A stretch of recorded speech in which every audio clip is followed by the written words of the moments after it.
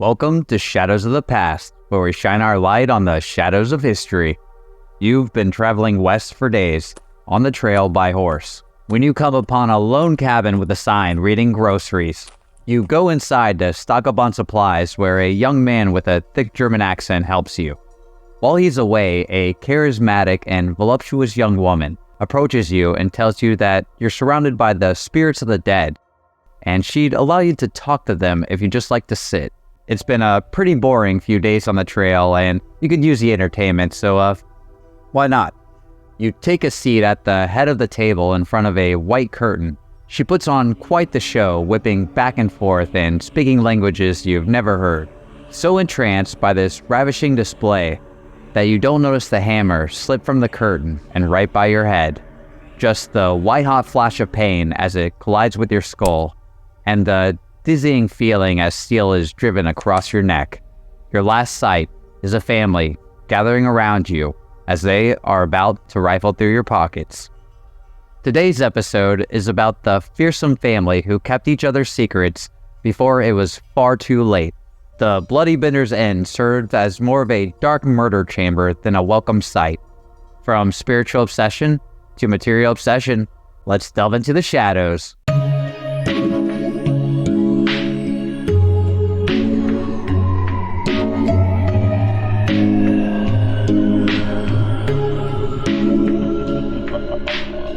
We begin our tale in Lebec County, Kansas, around 1870. John Bender Sr. and Jr. registered 160 acres just south of the Great Osage Trail under the Homestead Act. The trail was the only open road moving farther west and seemed a perfect place for their cabin to be built. It would be erected in quick time. The new owners seemed to be diligent workers. John Bender Sr., or Pa, was an older gentleman in his 60s. He knew little English, and what he did know was damn near unintelligible. He was also known to be a repulsive brute with an ill temper. Sounds like a fun guy. John Bender Jr. was on the opposite end. A handsome man in his mid-20s who could fluently speak English, even with the accent. A face for the new set of immigrant spiritualists moving in, despite his proclivity towards aimlessly laughing like a grave-robbing hyena. That would be until Elvira and Kate Bender would arrive by train in the fall of 1871. Elvira, or Ma, was close to John Sr.'s age and was mainly known for being a dirty old crone and a she-devil. Just as lovely as her husband, Kate would go on to become the real face of the Benders. A pretty woman in her mid-20s who spoke with little accent and enough charisma that you wish you could bottle it. She also had some interesting hobbies. Kate would tell people that she was both a psychic and a healer, plastering flyers around town professing her supernatural powers to speak to the dead and cure illnesses. This would lead Kate giving lectures on spiritualism and leading seances to bring more into her beliefs. She was also notorious for her advocacy of free love, which I imagine brought her the eye of quite a few of the men and the ire of many of the prudes. With the whole family there, the elder Benders tended to stay inside and let the younger Benders deal with the more social aspects. They would still help run the inn, a beacon of rest for the weary traveler. But by 1873, it would be revealed to be a place of a more permanent rest for some unlucky patrons, all due to an absent doctor. For you see, in the winter of 1872, George Lancor left Kansas to settle in Iowa with his infant daughter. But by spring of the following year, George had gone missing, and his neighbor, William York, went looking for him. After getting to question a few of the homesteaders about the disappearance, York himself vanished. Luckily, he had two diligent brothers. Ed and Alexander York blanketed the area in an all-out search. The brothers led a cadre of men to many of the homesteads for questioning, including the Bender's End. They told the brothers that William York had stayed with them, but then left soon after. They suggested that he might have had a run-in with the natives on his way out, and the brothers somehow thought it reasonable enough to leave it at that. They soon returned to the inn after they heard a story from a woman about Ma Bender threatening her with knives in hand. "Isn't she a pistol?" Oh, Ma first told the Yorks that she didn't understand English, and the others just flat out denied it. Though when confronted a second time, Ma told them that the woman was a witch who cursed her coffee. She then told the brothers to scram. Kate asked them to come back later, and she'd use her powers to help divine the location of their brother. So the brothers left, commenting on how Ma seemed to be able to speak English a little bit more fluently the second time around. The men with them wanted to hang the family there, but the Yorks demanded true evidence first. Cooler heads winning out.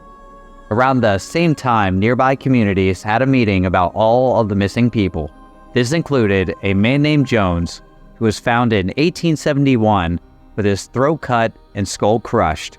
2 other bodies were found the following year with the same wounds, and many more would go missing after that. During this discussion, and the following days when trying to get a search warrant for the local homestead, no one thought to keep an eye on the Benders.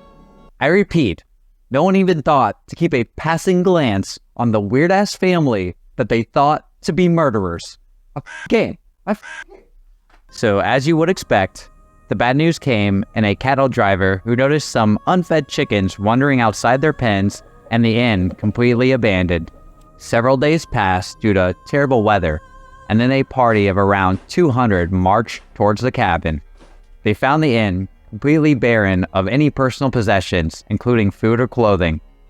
But what they did find would shock everyone. The first thing would be the trapdoor with a pungent odor wafting from underneath the bed. Once they had removed the nails, they opened the door to find a pool of clotted blood on the floor, soaked into the soil. The vegetable garden and orchard yielded 8 more bodies and some parts, including that of William York, whose foot was poking just out of the soil. All 10 of the bodies, except for one, were found to have their heads smashed with a hammer and their throats slit.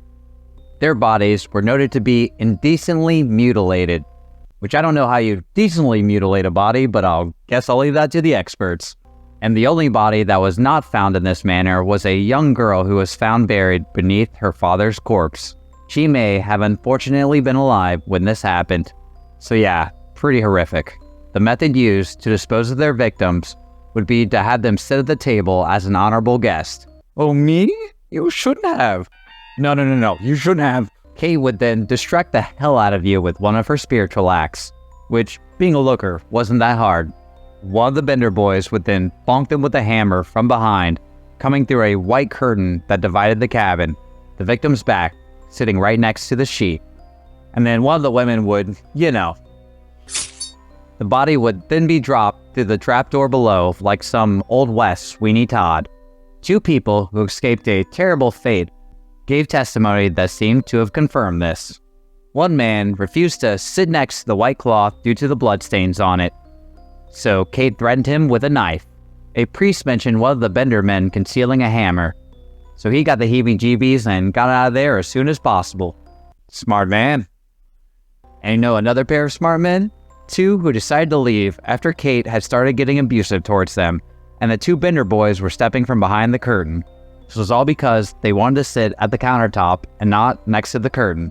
The nerve! Completely unreasonable. Many search parties were formed to try and apprehend the Benders, including the father of Laura Ingalls, the author of Little House on the Prairie. The more you know. And none of these searches managed to yield results. It seemed as if the Benders had completely up and vanished. But hey, a few innocent people could have been hanged along the way. Woo! That is, if several vigilantes are to be believed, claiming the end of the Benders at the hands of frontier justice. Rumors of the Benders escaping through Mexico began to rise, but nothing could ever be substantiated. To this day, we will never know what happened to that fearsome family of 4. We honestly don't know if they were truly related, or if those were even their actual names. But I'll definitely keep you updated if anything comes up. I've always appreciated a tight family, whether by blood or chosen. Always looking to support each other, using their talents where they feel fit best, trying to offset each other's flaws, and just always genuinely being there for each other. And unfortunately for the weary guest, this family unfortunately worked as a perfect unit, a perfect machine of death. Luckily, their greed did the men, and their weird-ass behavior, and this remote Kansas town no longer had to be terrorized, and we could all hope that they did not go on to set up another end, final rest. Thank you for delving into the shadows with me today, and I hope your own is always behind you.